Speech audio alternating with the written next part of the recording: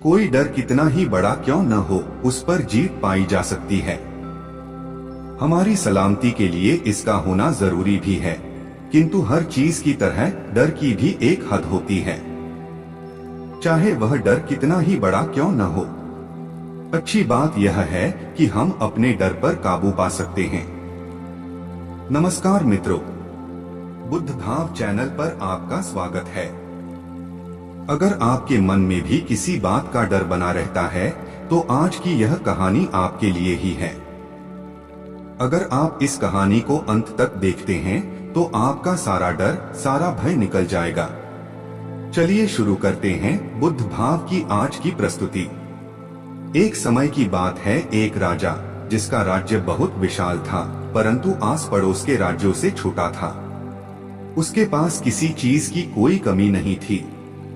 धन, वैभव, संपदा, हर चीज भरपूर मात्रा में था। उस राजा के पास हर सुख सुविधा थी जो उसे चाहिए थी, लेकिन फिर भी राजा के मन में एक अजीब सा डर था।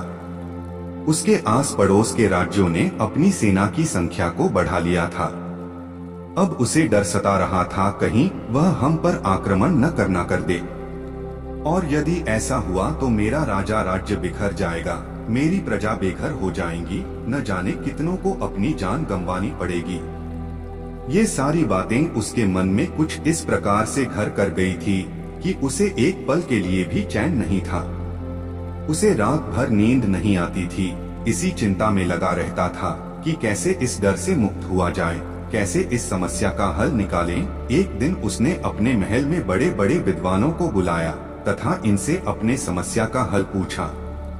सभी विद्वानों ने राजा की समस्या को ध्यान से सुना और फिर काफी विचार करने के बाद विद्वानों ने राजा को अलग अलग तरीके बताना शुरू कर दिए। कोई कहता है कि राजन, आप भी अपनी सेना को और बढ़ा दीजिए, तो कोई कहता है कि आप उन शत्रुओं से मित्रता कर लो, और कोई कहता कि इससे पहले वो हम पर हमला करे हमें खुद जाकर के उनसे मिलना चाहिए और उनके सामने शांति का प्रस्ताव रहना चाहिए। परंतु राजा को उन सभी विद्वानों की तरह तरह की तरकीबें पसंद नहीं आई, जिस कारण राजा और भी चिंतित हो गया, क्योंकि इस समस्या का कोई सटीक समाधान नहीं मिल रहा था। अब राजा और भी ज्यादा चिंतित हो गया था। राजा को अपने मन मुताबिक कोई समाधान नहीं मिल रहा था। राजा को यह समझ नहीं आ रहा था कि वह क्या करे, किस तरह से अपने राज्य को पड़ोसी राज्यों के हमले से बचाए। राजा बहुत कोशिश कर रहा था कि वह इस समस्या का समाधान निकाल सके, फिर भी उसे कोई समाधान नहीं सूझ रहा था। एक दिन राजा बहुत चिंतित था और इसी सोच में डूबा हुआ था। उसके आसपास क्या चल रहा था उसे कुछ भी पता नहीं चल रहा था। तभी महामंत्री आया और राजा से कहा कि हे राजन, हम अपने राज्य को पड़ोसी राज्य के हमले से बचा सकते हैं। राजा ने जैसे ही यह बात सुनी, राजा उठा और अपने महामंत्री से कहा कि हम अपने राज्य को पड़ोसी राज्य के हमले से कैसे बचा सकते हैं। इस पर महामंत्री कहता है कि राजन, हमारा राज्य बहुत ही छोटा है, यदि हमने सेना को बढ़ा दिया फिर भी हम उनका मुकाबला नहीं कर सकते, और न ही हमारे पास उनसे संधि करने का कोई राजनीतिक अवसर है, क्योंकि वह जानते हैं कि हमारा राज्य छोटा है, जब चाहे हमला करके हमारे राज्य को हथिया सकते हैं। इसलिए हमारे शांति का प्रस्ताव भी ठुकरा देंगे। हमारे पास अब केवल एक ही विकल्प बचा हुआ है। इस पर वह राजा बड़ा ही उत्तेजित होकर कहता है, महामंत्री जी बताइए, वह क्या उपाय है जिससे पड़ोसी राज्य के हमले से बचा जा सकता है। इस पर मंत्री कहता है कि राजन, हमारा राज्य बहुत ही छोटा है और हम अगर चाहे तो राज्य के चारों ओर एक बड़ी सी दीवार कर सकते हैं और आपके महल को चारों ओर लोहे की दीवार से बना सकते हैं। यह दीवार इतनी मोटी होनी चाहिए कि कोई भी आक्रमण इसे भेद न पाए, और लोहे की दीवार में केवल एक गुप्त मार्ग जिसके बारे में केवल आपको पता होगा।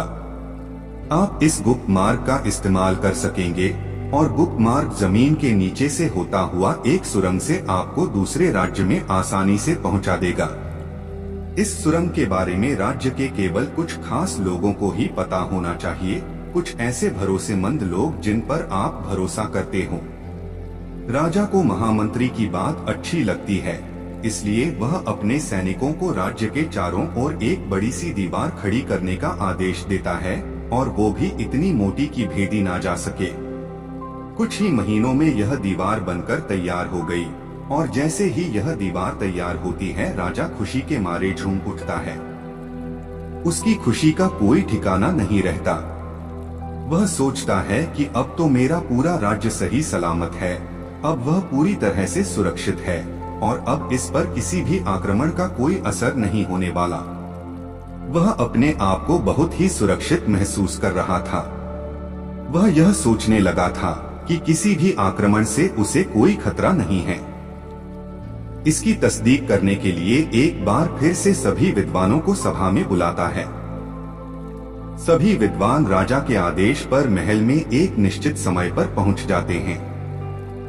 तभी राजा उन सभी विद्वानों से कहता है, बताओ, क्या अब मेरी जान को कोई खतरा है?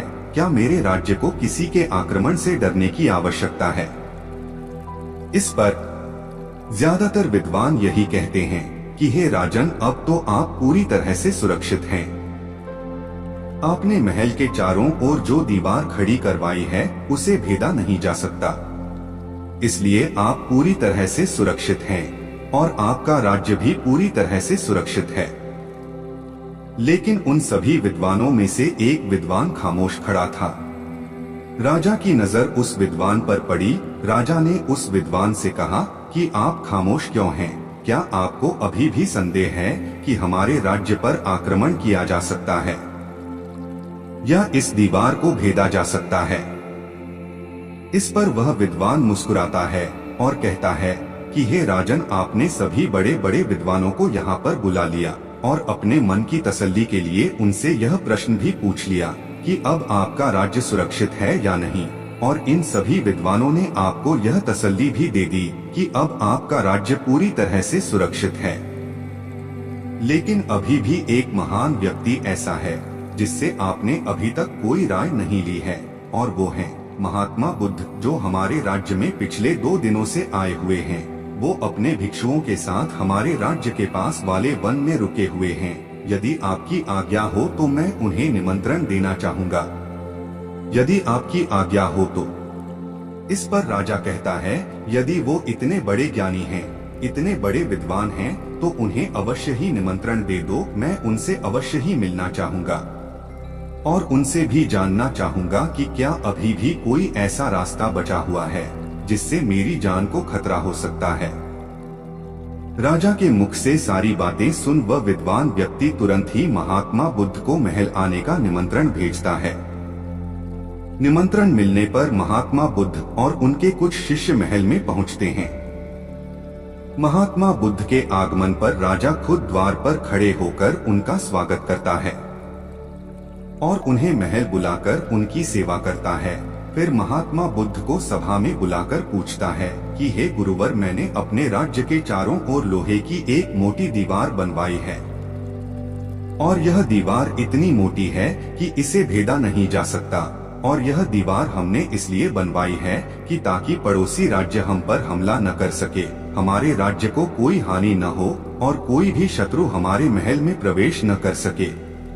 इस महल में प्रवेश करने के लिए केवल एक ही मार्ग है, इसे केवल मैं जानता हूँ, जो पूरी तरह से गोपनीय है।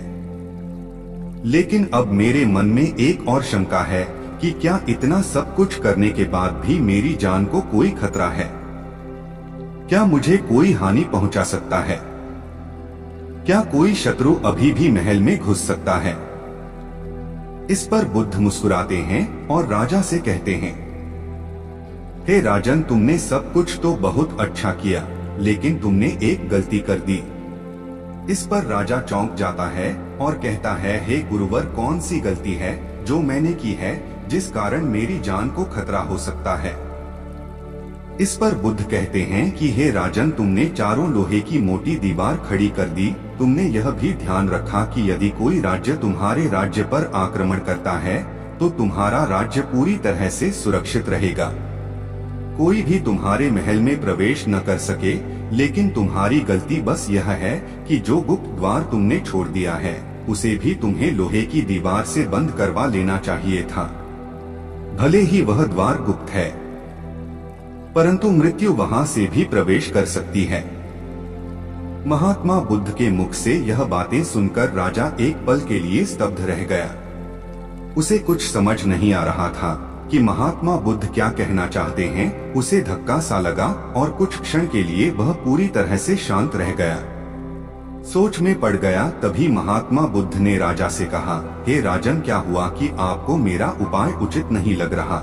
लेकिन राजा महात्मा बुद्ध की कोई बात का जवाब नहीं देता, वह बिल्कुल शांत हो गया।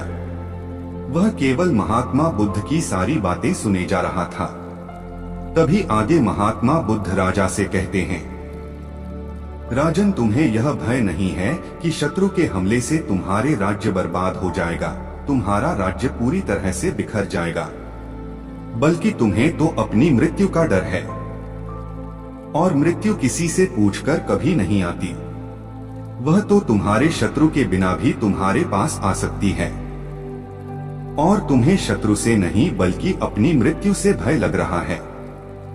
शत्रुओं से नहीं बल्कि अपनी मृत्यु से बचना चाहते हो। लेकिन तुम यह भूल चुके हो कि जिस तरह से जीवन एक सत्य है, उसी तरह से मृत्यु भी एक अटल सत्य है। महात्मा बुद्ध के मुख से सारी बातें सुनकर राजा की आंखों में आंसू आ गए। राजा महात्मा बुद्ध के चरणों में गिर पड़ा और महात्मा बुद्ध से कहने लगा कि हे गुरुवर, मैंने तो कभी इस तरह से सोचा ही नहीं है। फिर इस बात का जवाब देते हुए महात्मा बुद्ध कहते हैं, राजन, सत्य सोचा नहीं जाता बल्कि देखा जाता है। और हम मनुष्य के जीवन में डर का मुख्य कारण यही होता है। हम कभी भी डर को देखना नहीं चाहते, उसे स्वीकार नहीं करना चाहते, और जब हम इसे देखना नहीं चाहते और से स्वीकार नहीं करना चाहते, तो हम भला इसका समाधान कैसे कर सकते हैं? मृत्यु एक अटल सत्य है और इसे हर कोई स्वीकार नहीं करता, लेकिन इसे स्वीकार करना आवश्यक है।